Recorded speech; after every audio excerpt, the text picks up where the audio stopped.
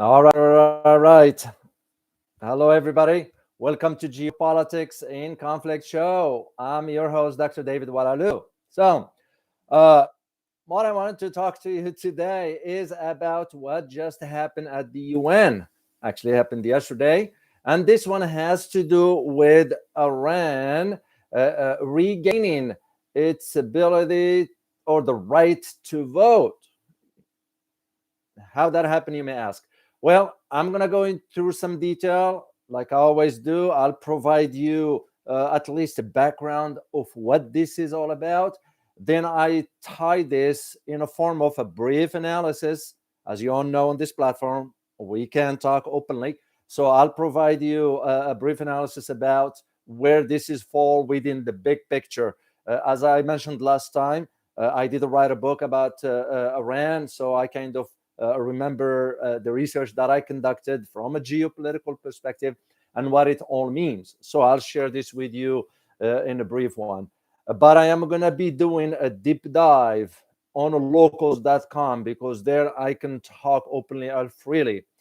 And this is why, guys, I highly recommend if you could move. I mean, you keep, of course, your subscription with us here on YouTube, but try to sort of subscribe on our page on locals.com. So I'm going to try to start remind you of this. Why?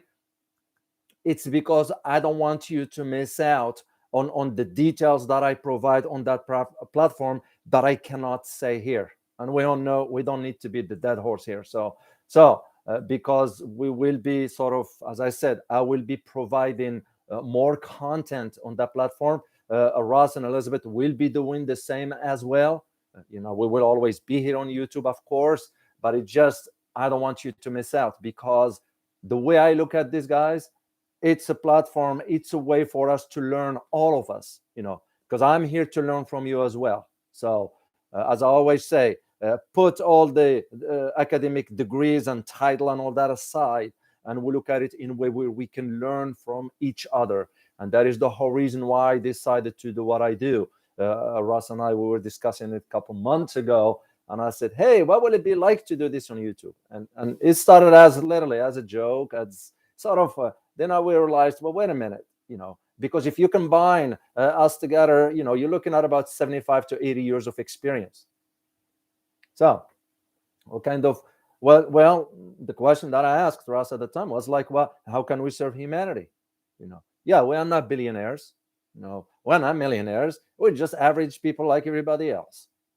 And that advantage, why not share the knowledge with others? So, but now, as you know, with the restrictions and all that, we don't want that.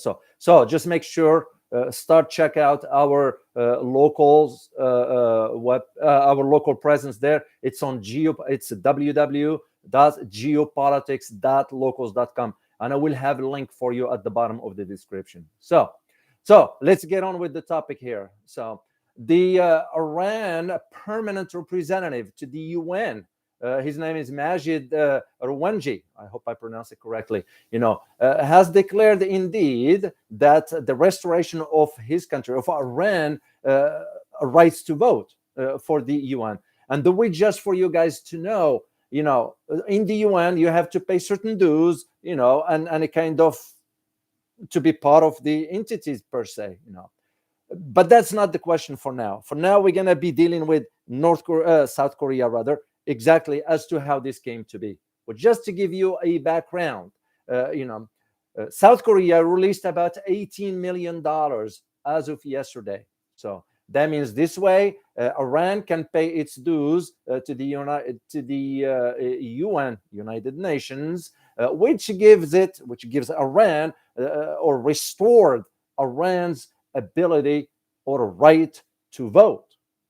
That's just the norm of how it works. So, and the reason why United Nations suspended Iran's right to vote, like it did for other 11 countries, it has nothing to do with. It has to do with, if you are not paying your dues, then they'll revoke your right to vote. And this is according to the UN Charter, specifically Article 19. And I'm not going to get into all that one. So But here is the thing. You may ask, which like every person will ask the question, how come South Korea is holding Iran's money? You know, the $18 million that's been released, that's just part of a much bigger picture. And the bigger picture is that South Korea is holding $7 billion of Iran's money. Why? It's because South Korea imports oil from Iran. And when the sanctions were reimposed in 2018 by former President Trump, the sanctions means what? That means you, whatever country you are, got to be cut off from the financial system. Why is that again? Is the SWIFT system, which means every transactions that goes around the world will have to go through the US dollar. And I'll explain to you later on what all this means. So South Korea, being the way it is, and I'm not going to shy away from saying it, it had to bow to the US pressures and requests by blocking the money, which is kind of odd that a sovereign state or sovereign country like South Korea kind of had to follow orders of another country. You all remember what I talked about yesterday for Poland. They took stand. They took stand because they know that if they don't, before it be too late, they took stand. Otherwise, they're gonna be some sort of, in case of a military conflict, they will be the first to be sort of destroyed. So they decided to take stand. Yes, they are ally of the US, but doesn't mean they're gonna follow the US blindly. In the case of South Korea, it becomes very odd and weird, but it's not odd and weird. And here is why. If you go back to July 2021, around that time, it was the G20 summit. And it's disclosed. It's not an information that is, it's out there if you know where to look for. And it was a meeting that took offline between Janet Yellen, the US Secretary of Treasury, and the representative of South Korea, the financial minister there. I forgot his name. Anyway, the conversation was about, okay, how they're going to have to sort of restore or figure out a way, because what was done was wrong. And here is why. The Biden administration right now found itself in an awkward political position. Why is that? It's because the Biden administration, did not support the previous administration regarding this issue of reimposing sanctions on Iran. So now they found themselves, if they are to do the same, they are kind of hypocrites, which in politics, that's kind of the norm. I'm not saying it in a laughable way, but it's because that's how pathetic that is. Let's say it the way it is. So that's what happened. So now South Korea, on Friday, the decision was made, which was just yesterday for our time, decided to release the $18 million through a Swiss bank that goes to back to for Iran to pay its dues regarding its right to vote. But here is the question, what about Iran? Is Iran having to pay its own money? What happened to something we call, for example, what am I looking at? The word dignity. Yeah. It's almost, you feel like somebody humiliating you, but at what point are you going to say enough is enough? Because there is something called dignity. You're not going to tolerate that. And that was like the question, it's almost like, does Iran have to beg for its own money? South Korea purchased the oil, then they have to pay for it. So why are they holding the $7 billion that due to Iran? It's because US Treasury is giving the orders to South Korea not to release the funding. And that triggers a much bigger question. And I'm going to ask you the question later on. So that becomes the question now about the $7 billion. What's going to be happening to it? So it's because For the release of that fund, it has to have the approval of the United States Treasury. Some of you might say, well, why is that? Well, it's because the US dollar being the global reserve currency, as I said earlier, most of the transactions will have to go through the US dollar. Because here is in a simple way, just for you guys to, just to make it easier for everybody to understand. Let's say you are a country A, and this is country B, okay? And country A wants to sell something to country B. Country B will have to pay the money, of course. But there is a country C in the middle, and that country C is the United States. So basically the way the system was set up since 1946, after World War II, when the Bretton Woods system was set up, is that, which was by design, of course, let's not sugarcoat it. It was put by design that any international transactions that goes from currency A to currency B will have to go through currency C. And currency C in this case is the US dollar. So if South Korea, whatever currency they use, wants to pay Iran, that money has to be converted to the dollar. The dollar will have to be converted back to the Iranian currency, the rial, dirham, whatever they use. And that was for a reason why the system was set up that way. And this is where sanctions comes in. Except that the sanctions have become, the US abused the sanctions. Let's just say it the way it is, And this is why you are now seeing the shift. It's gradual, but it's going to happen. Take my word for it. It will happen one way or another. You're seeing now the shift towards starting to get away from depending on the US dollar. And I'll explain briefly about this one here, how it works.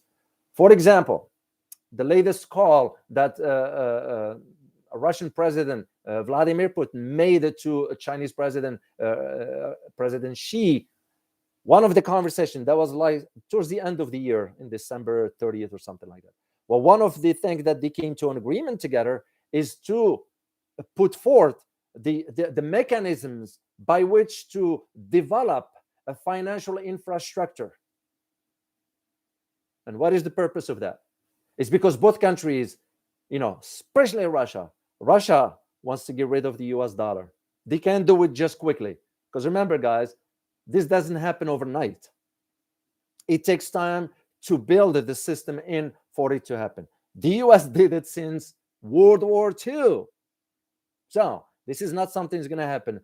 My prediction, and it's nothing but a prediction, and usually predictions are not good, but I'll say it, my prediction is within a decade, you're going to see a major shift into the financial system, the global, that is. So this way, in the case of Russia and China, if that mechanism is developed and the infrastructure is there, that means any transaction they are engaged in doesn't have to go through. Remember that example? Country A, country B, and country C in the middle, the US. In this case of Russia and China, as an example, they don't have to go through C, which means what? It renders the dollar useless, irrelevant. Even if the US imposes sanctions, it'll be irrelevant.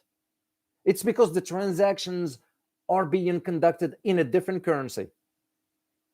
So, and you can just see the big picture as to how many countries around the world will be willing to join the new system.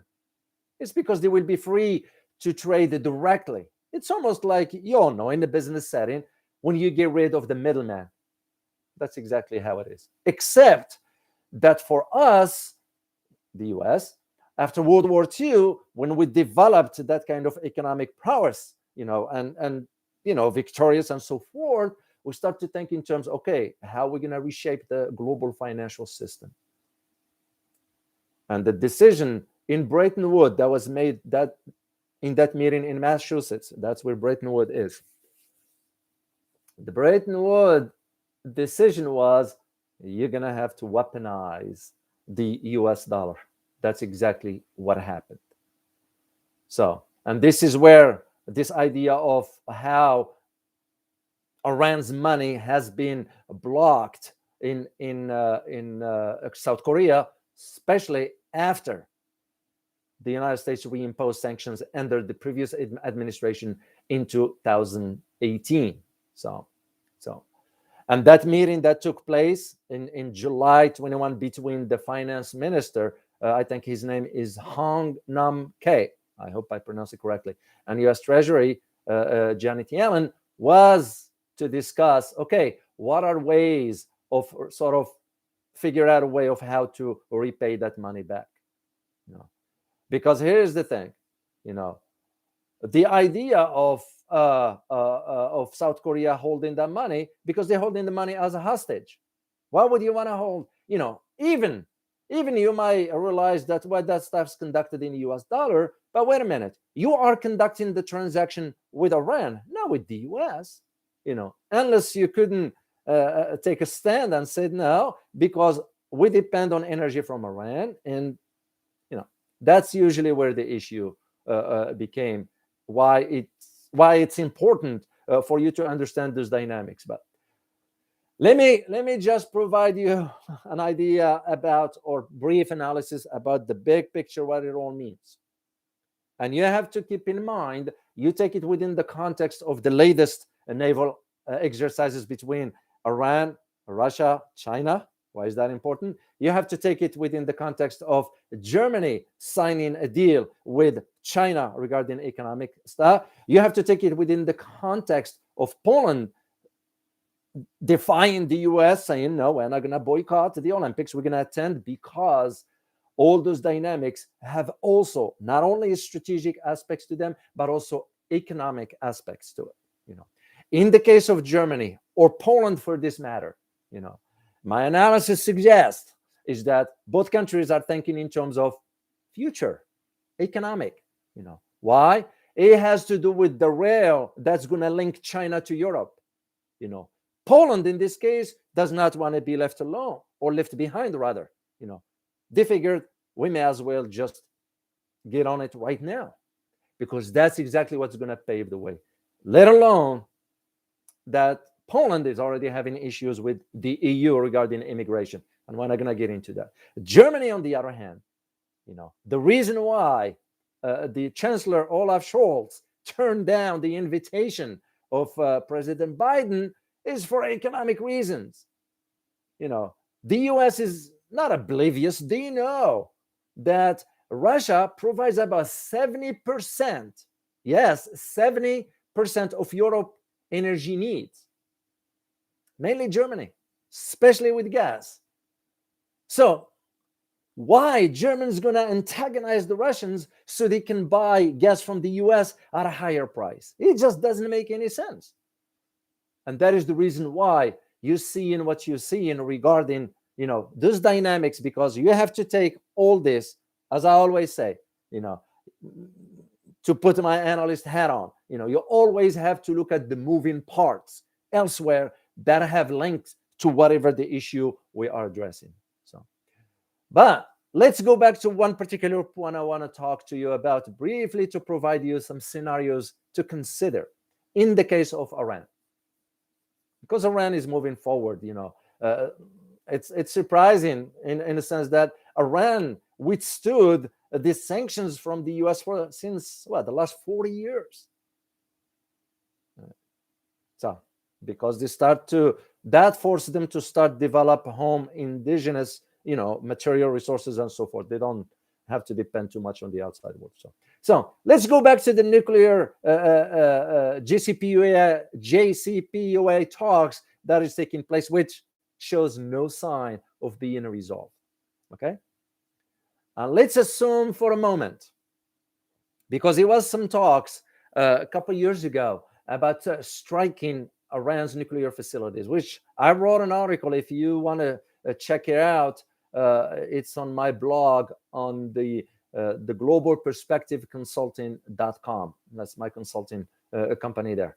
So, and my argument was there, you know, as a consultant at put in my consulting hat also, I have to think in terms of, okay, what does it mean from an energy perspective if you are to advise a government or an entity, a company in this case, that wanted to invest in the energy sector, And at that time, there were a lot of conversation about the US and Israel will attack nuclear facilities in Iran.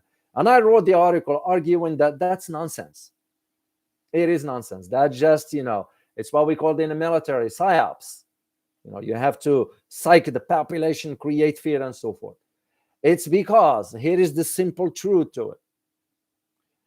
If Iran nuclear facilities are attacked, all Iran needs to do is rein in Tel Aviv with missiles. Simple as it is. U.S. interests in the Middle East will be targeted. Simple as it is. So the U.S. understood it's not feasible. It is not feasible. But let's just go with that idea, hypothetically. If they were a military strike, and those are just scenarios for you to think about and consider. I always say, think outside the box. So in the case of the military strike, Iran will have no choice, but to do what Israel, Pakistan, India, and North Korea did. And what they all have in common is that they developed nuclear weapons in secret. We all know that. It's not a secret anymore. And should that happen, what is the next step? And again, just indulge me here. It's just a scenario. What's the next step is going to be? The next step is going to be that Iran will withdraw from the 1970 treaty, the nuclear non-proliferation treaty, known as NPT. Because now you are not obliged, you are not obligated to disclose anything, And there are those who argue that this will lead to some instability and so forth. So what makes it even very interesting is that with this scenario, hypothetically, once Iran declared or it became a nuclear power at the heart of the Middle East, this will certainly have a major impact on geopolitics, not only in the region, but around the world. And it will certainly change international relations as you and I know them. That's for sure. And this is why I want you guys, even though it's a scenario, but put it within the context of the naval exercises, the recent one. Russia, China, and Iran. What does Russia and China have? What do they have? Nuclear capabilities. And if you add Iran, you all know. So, the other argument that I want you to consider here, has to do with the idea of this legitimacy regarding the NPT, the Non-Proliferation Treaty. Because if we are to think, well, wait a minute, if Iran, which is as of today, is a signatory to the Non-Proliferation Treaty, which means what? That Iran, cannot share the nuclear technology with other countries. But if we are to go with their argument, shouldn't the logical question be, wouldn't it be within the right of Iran to pursue civilian nuclear technology? Because you are within the treaty, you should be allowed to do that. But here's the thing: the international system, approach to this kind of issues regarding, for example, Pakistan and India. When they both of them, they tested the nuclear weapons explosions, what does it do? What did it do? This international system approach exposed the flaw inherited within the language of the NPT. That is why I always say, when you read a treaty, when you read a statement from a leader, whatever, you have to pay close attention to the language, the words used. Those are not some random words that just being thrown out there. You have truly to develop that sense of reading between the lines, because this is a simple example, and this is why the NPT showed that it was flawed when India and Pakistan tested nuclear weapons. It's because it was one standard to one, but another standard to another, and it doesn't work that way. That makes the treaty flawed to begin with. And this is why you are witnessing what you are witnessing regarding, for example, now this JCPOA talk. It's getting nowhere. It's nothing but just talk and more talks and more talks, because it's not going to change. No. Because here's the thing. Iran recently has requested in the nuclear talks, has requested that Washington will agree to a new clause that will make a U.S. withdraw from any potential deal conditional on UN approval. You all know what it means. It's because we witnessed this in 2018. It was with the stroke of a pen. Policy changed quickly. Well, you can't do that. Well, we did, in a sense, which wasn't right to begin with. Why? Because we signed a multilateral agreement with other nations, and yet we were able to unilaterally withdraw. So what Iran is doing now is asking, and I do see it as a logical request. It's because they don't know what the next administration is going to do, because our system is set that way. So all Iran is asking is, we want a guarantees in writing that has to be approved by the UN. And why is that? It's because any multilateral agreement, one country cannot just withdraw from it. But the US is not willing to do that because they know. And the argument is that Iran thinks that the president will not be able, the president of the United States, which gives you an idea that he or she will not be able to challenge Congress regarding these kind of issues. That is where the challenge is. And I do believe in the idea that with the release of this fund, just to go back to my point, with the release of these funds from South Korea, it begs the question, okay, did South Korea truly push behind closed doors the US to release the funding because they are witnessing what lies ahead, what's coming? Because as I said last time, and I take it personally from within the context of what the meaning of those naval exercises between those three countries, Iran, China, and Russia. I'll take also into consideration the location of where the training were conducted. They were conducted in the north part of the Indian Ocean, near the Sea of Oman, near the Strait of Hormuz, near Bab el-Mandeb, near the Gulf of Aden. And what are those locations have all in common? Two things. 1/4 of the global oil transactions, barrels or tankers, whatever you want to call it, comes through the Strait of Hormuz because it comes from the Middle East. 1/4 of the global. Okay. The second thing, 1/3 of the global commodities transact or go through the Indian Ocean. And by the way, the Strait of Malacca also, the Strait of Malacca. So it is my belief, and this is my personal opinion, that South Korea is thinking ahead because they don't want to be sort of locked out. And the reason I reached this conclusion, I link it back to the visit of the president of South Korea, Moon Jae-in, a couple months ago to Washington. And when Washington pressured him to state on the record to badmouth China and all that, and he said, no, I can't do that. And why is that? It's because most of the major corporations in South Korea are doing business in China. This is my assessment to why all of a sudden we are seeing the release of those funds. And this is just for Iran to gain its right to vote in the UN. It behooves South Korea to release the entire amount that is belonged to Iran because South Korea purchased oil from Iran.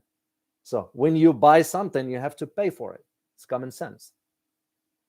So, but this is where I see the reason for what's behind all this. Of course, it takes time for this to move because remember, the meeting took place back in July 2021. That's how things move slowly, basically. So that is what I want to share with you regarding this topic here, because I do find it very interesting, and you need to understand the dimensions of it from, not only global perspective aspects of it, but also strategically speaking, to why those pieces the moving pieces rather, are very important for you to structure the entire picture, or the puzzle that is. So all right. So just to remind you quickly here before I leave, is remember to go check us out at geopolitics.locals.com, and please subscribe there, or check it out first, because we are hoping to move most of our subscribers to that platform as we move forward. And I do provide analysis there that I can go into more depth. I provide some juicy stuff, shall we say, stuff that I can mention here, and you all know why. We don't need to be repeating ourselves here. Ross will be talking about some issues there. Elizabeth will be talking about some issues there down the road. But for now, for me, I will be doing this. I will still be here on the channel here, just provide you some sort of a brief analysis on the topics that are of a great concern, that I believe. And I am open to your suggestions, guys. Anytime, send a comment. Let me know the specific topics you would like me to talk about. So, but I am keeping up with what's going on, because I am in the process of compiling information regarding my next book, which will be about China. Yes, it is. It's going to take about a few years before it comes out, because I am thinking of certain aspects of how I'm going to structure the book, and I like to write about that one. So as always, I truly thank you guys for your support. It means a lot to us, and I look forward to seeing you next time. And as always, stay informed. Till next time. Bye-bye.